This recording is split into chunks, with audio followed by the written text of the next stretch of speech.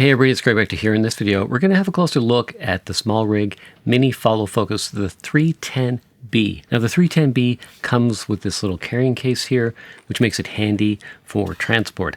Anyway, let's get right into it. So let's talk about the components that it comes with. It comes with a NATO rail. This would attach to your camera's cage. It also comes with the 15mm rod. It comes with this component here that's adjustable. And then it also comes with the little rubber strap. So if you're using this with photo lenses, not cine lenses, you just wrap that around any lens. Now also you can get follow focus rings that go on each lens, but if you're not sure what size, this will work in a pinch. I'm using it here. You just put it around the lens, strap it on, and it works perfectly. Now what this allows you to do is to have a little more fine control of your focus. This comes with adjustable stops.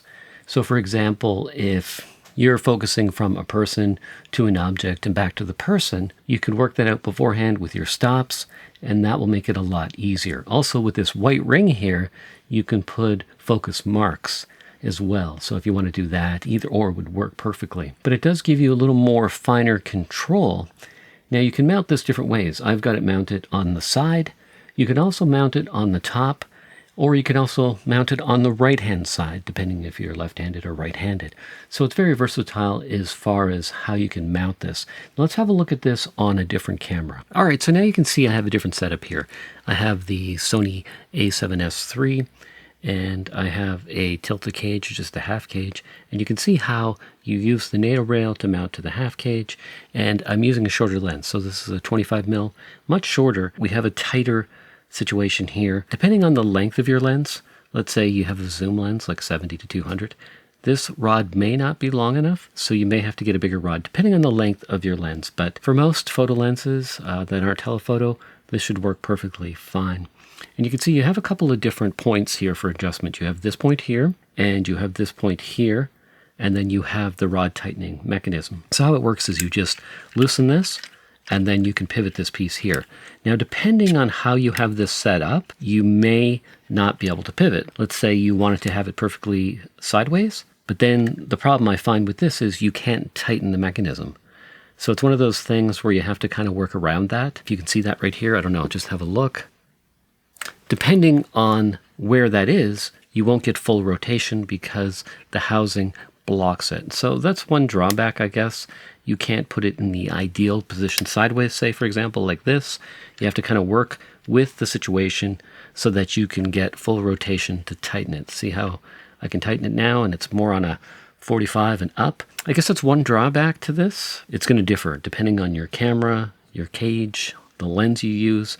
Every configuration is going to be slightly different. Just something to keep in mind that you may encounter not being able to put it in the exact position that you want it in.